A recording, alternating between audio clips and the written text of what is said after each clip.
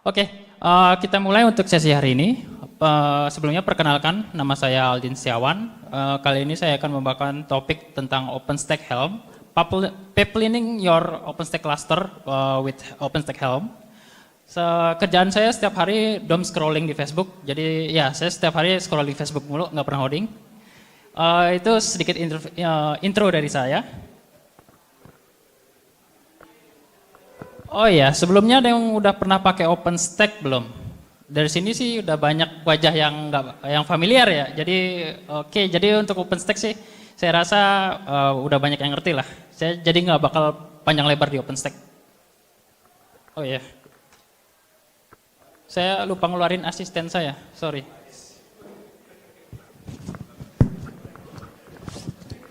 Sorry, saya lupa ngeluarin asisten saya.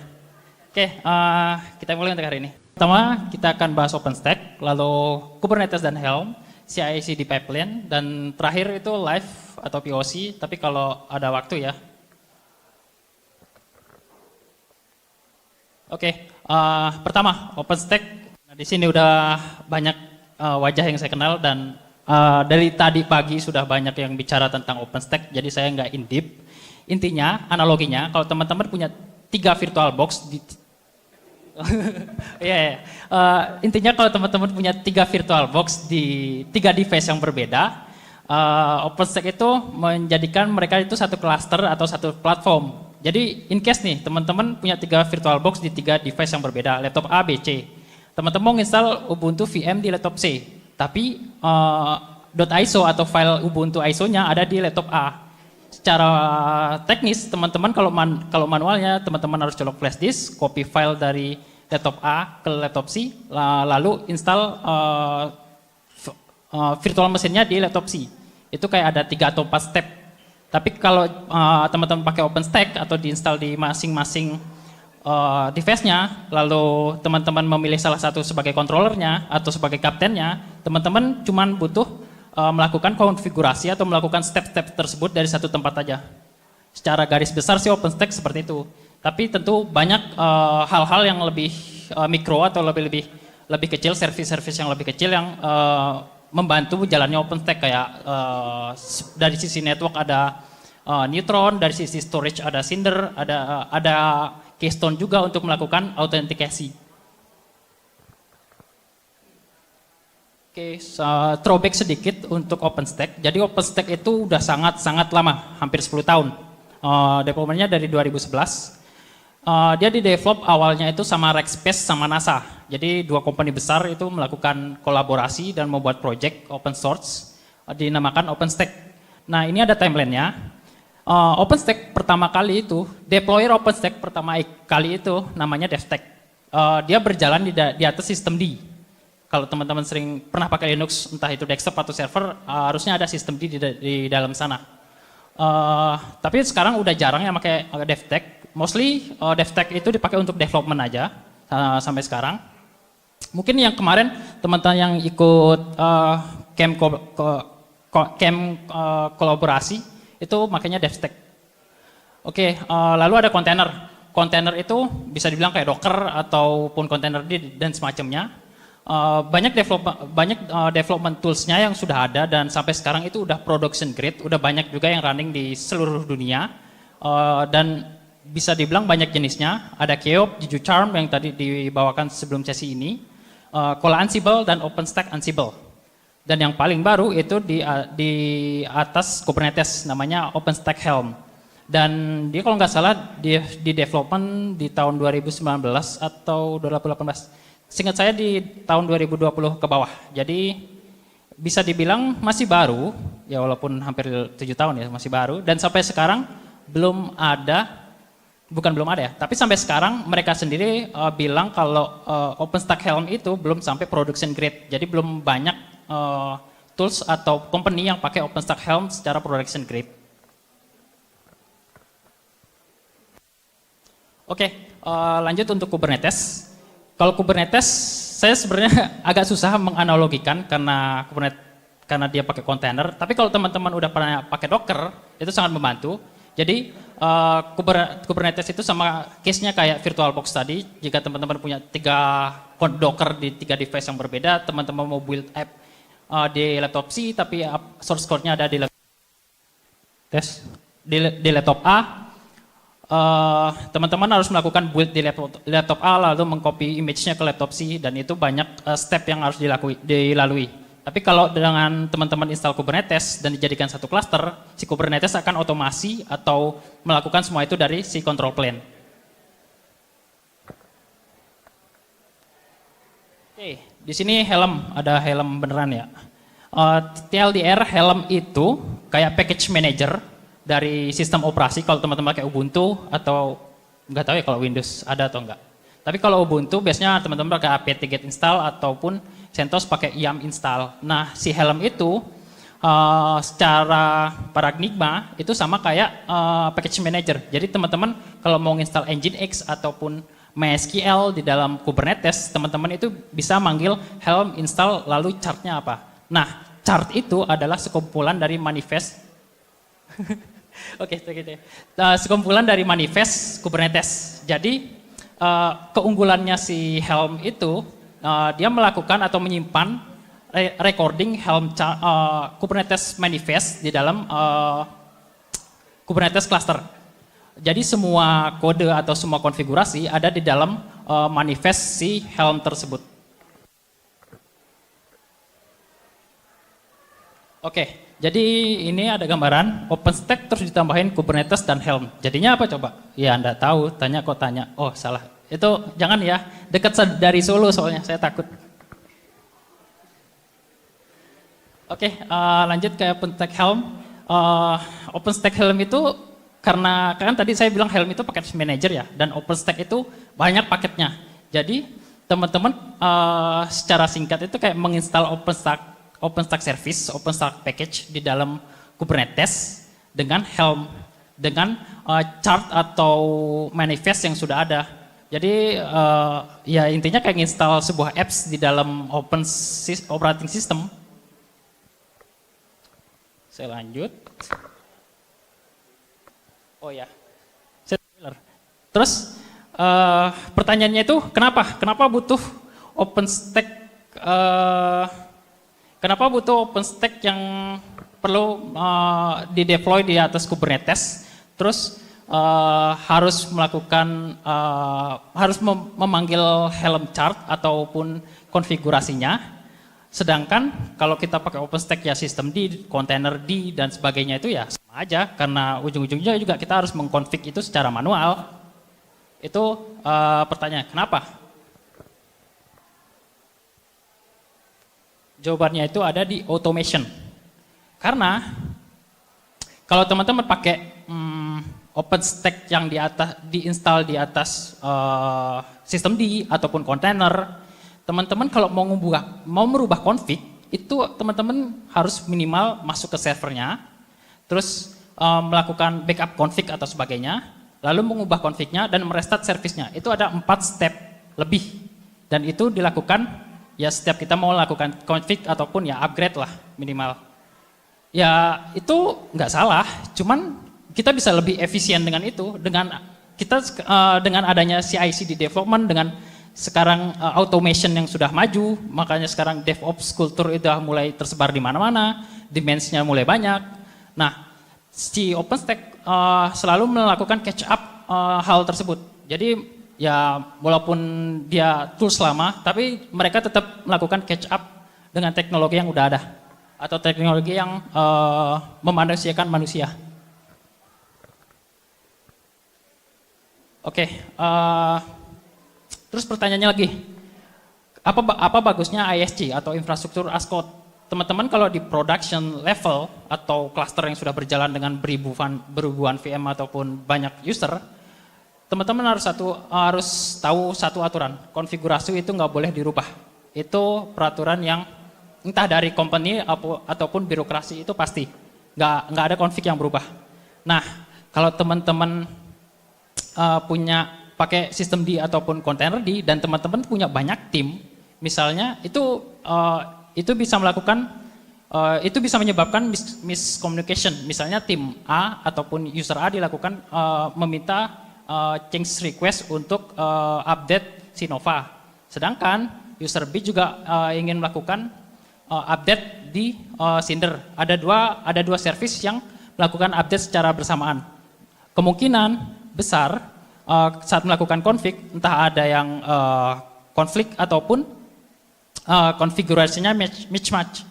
Nah, belum lagi kalau update-nya nggak terdokumentasi dengan baik. Kita kan manusia pasti ya, apalagi orang Indonesia yang paling males jarang itu nulis dokumentasi. Jadi daripada kita nulis dokumentasi, mending kita nulis config aja. Terus security. Nah, dengan adanya infrastruktur as code, jadi semua operation atau sistem administrator itu nggak perlu lagi login. Misalnya kita mau melakukan change config, otomatis beberapa orang harus login ke server production dong. Nah, itu yang melakukan, yang memverifikasi bahwa ops itu adalah ops beneran atau ops bohong-bohongan siapa? Itu masih bisa menimbulkan celah karena itulah birokrasi dari manusia tersebut. Tapi kalau dengan adanya CI/CD, ya yang masuk ke server cuman si scriptnya doang, nggak ada human interaction di sana. Lalu ada reduce misconfig, ini yang paling sering. Biasanya kalau kita melakukan updating configuration atau updating something, kita pasti ada namanya MOP atau hal-hal apa aja yang kita atau step-step apa aja yang kita lakukan untuk melakukan update konfigurasi. Itu biasanya di review by human, human to human. Jadi ya manusia diserahkan ke PM ataupun leader dan sebagainya. Ya balik lagi kita manusia pasti ada miss-nya, entah di miss yang buat MOP ataupun yang reviewnya sendiri. Itu sering terjadi. Jadi kita itu bisa melakukan namanya tambah testing. Misalnya sebelum sisi development kita tambahin testing, entah itu config-nya ada yang kurang koma atau kurang tanda petik, itu bisa kita lakukan. Terus yang terakhir itu cost optimization. Kalau teman-teman, nih ya, kalau teman-teman mau merubah config atau change config itu biasanya dilakukan di jam off production atau tengah malam atau ya tengah pagi atau pagi hari di jam-jam yang customer itu nggak pernah aktif karena kalau in case konfigurasinya salah ataupun ada insiden perusahaan pasti rugi. Nah dengan adanya CI/CD ya kita bisa set aja ya udah kita update deploymentnya jam 12 malam kita set aja jam 12 malam. Ntar kalau in case ada apa, orang yang standby tinggal rollback aja. Jadi nggak ada lagi tuh ops yang begadang buat update config aja. Jadi tinggal ya kita klik-klik dan lihat prosesnya pagi hari, sukses atau enggak. Kalau sukses ya bagus, kalau gagal bisa kita rollback. Jadi sangat mengurangi cost untuk begadang. Oke, di sini saya langsung demo. Tapi semoga bisa. Bisa kelihatan nggak? Bisa ya? Di sini saya ada repo. Mungkin nanti teman-teman bisa cek juga. Di sini ada konfigurasinya. Oh ya, sebelum itu saya sebelumnya infrastruktur engineer, tapi saya bukan orang DevOps. Saya untuk kalau masalah DevOps saya itu bisa dibilang skill issue apa adanya. Yang penting jalan. Jadi jangan dicontoh ya. Di clone boleh tapi jangan dicontoh. Mungkin bisa submit pull request biar lebih bagus. Karena setup yang sekarang itu benar-benar ala kadarnya. Di sini teman-teman kalau mau baca lebih detail itu bisa. Saya sudah masukkan setupnya, cara setupnya dan sebagainya. Setup chat, setup local disk dan dummy interface dan sebagainya. Oke, di sini saya langsung aja. Saya coba. Di sini saya ada konfigurasi Glance. Glance itu service dari si OpenStack yang mengurus image dari virtual machine. Ini ada Glance conf. Oke, di sini saya ada Ubuntu minimal, namanya Ubuntu Jammy minimal, terus Ubuntu minimal 24, Ubuntu Nobel minimal. Terus lalu kita coba tambahkan salah satu Ubuntu lagi.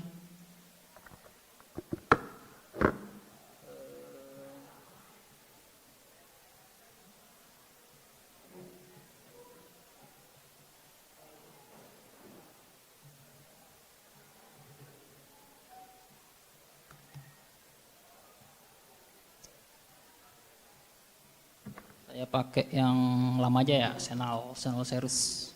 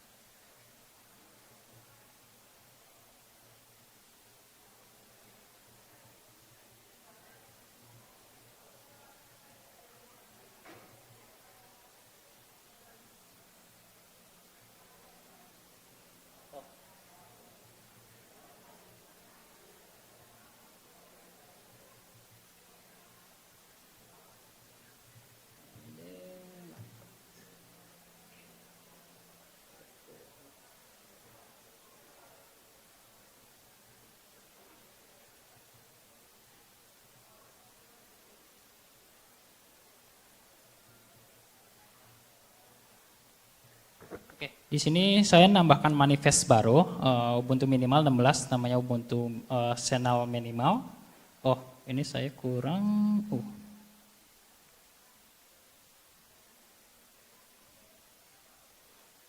Make sure sekali lagi.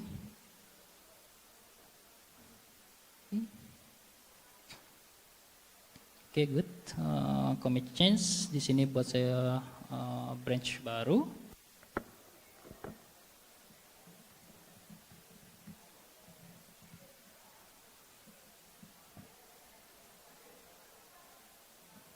Nah, di sini saya melakukan pull request. Lalu di sini saya tambahkan Glange. Sekali lagi ya, ini bukan yang proper ataupun yang best practice. Kalau urusan CI/CD teman-teman bisa explore lagi gimana best practice-nya. Di sini saya tambahkan Glance sebagai label, lalu buat pull request.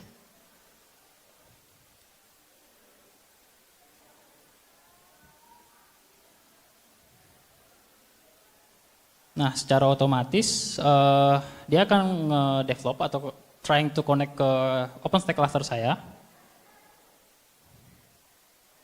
Di sini mungkin stepnya agak lama. Kita masih punya waktu nggak?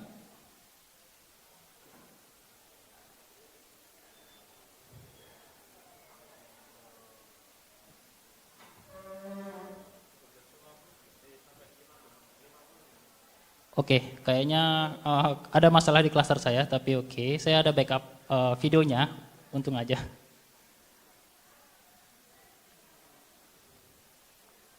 Download. Oke, stepnya sama kayak tadi. Saya di sini itu create manifest. Di sini Ubuntu bukan Jammy, tapi yang yang Nobel, yang awal. Terus di sini ada Ubuntu ini branch-nya. Nah, di sini dia melakukan CI/CD yang tadi. Yang ini nggak gagal karena saya record. Di sini dia melakukan Helm update. Kalau bisa kita skip di bagian akhir.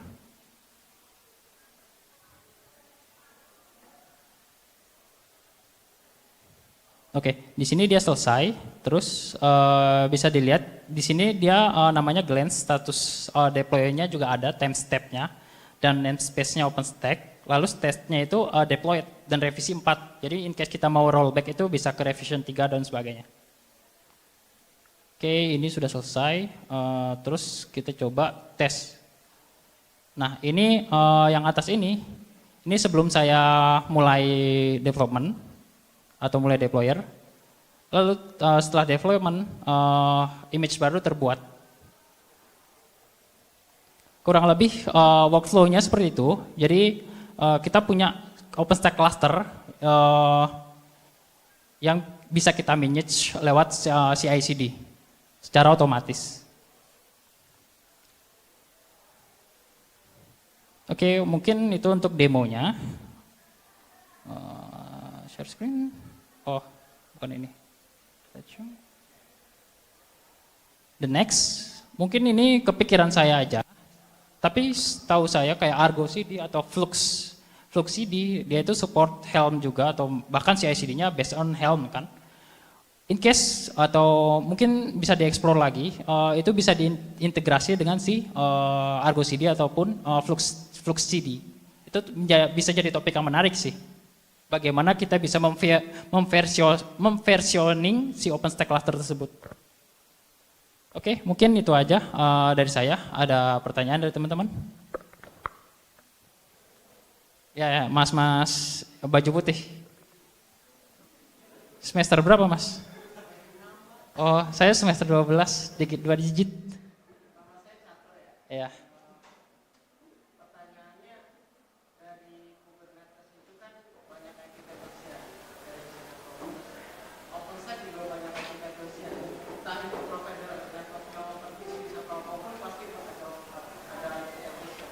Bagaimana supaya network namespace-nya itu antara Kubernetes dan OpenStack itu agar tidak tumpukan gitu. Tiba-tiba kayak sisa dari VM, yang kalau ada sisa hot ini ya sampai Ya. Oke. Menarik sih. Untuk masalah networking, mungkin bisa saya tunjukin.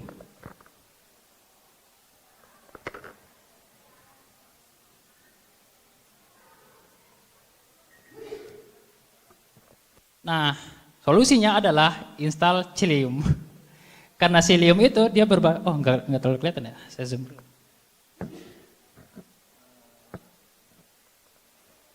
Jadi di sini adalah Kobe cluster saya, isinya ada Nova dan sebagainya, OpenStack cluster lah. Kalau kita cek,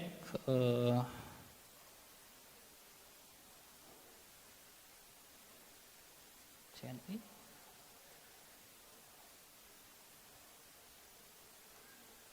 Oh ya, di sini saya pakai Cilium, jadi secara teori IP tablesnya nggak banyak, mungkin bisa kita cek.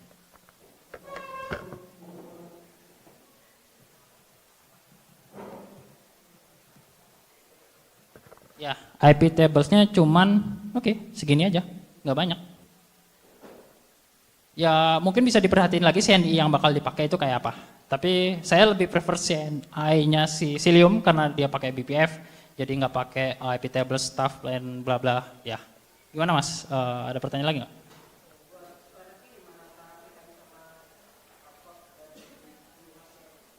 Spare gimana nih? Spare namespace atau spare? Karena Cilium itu kan jalannya dia sebagai, dia nggak spared sih, dia dari teknologinya udah berbeda. Jadi emang udah spared dari awal.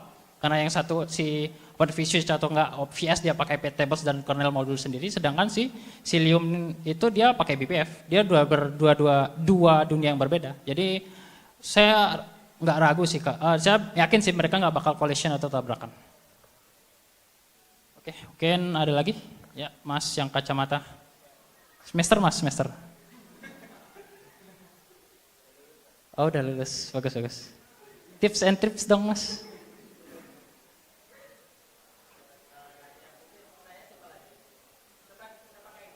Ya. Ya.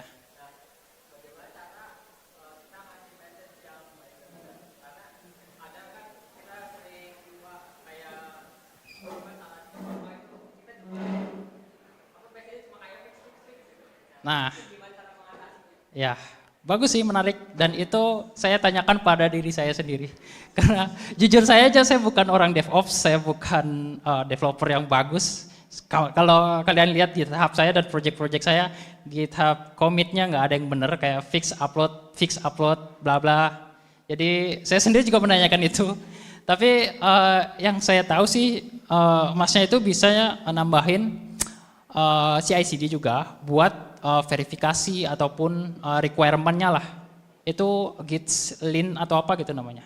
Ada sih tools-nya atau workflow-nya biar si ops atau si developer-nya itu commit-nya bener gitu. Itu ada sih kok. Cuman sampai sekarang saya belum terapin karena scroll Facebook, malas. Udah sih, ya oke. Ada lagi nggak teman-teman?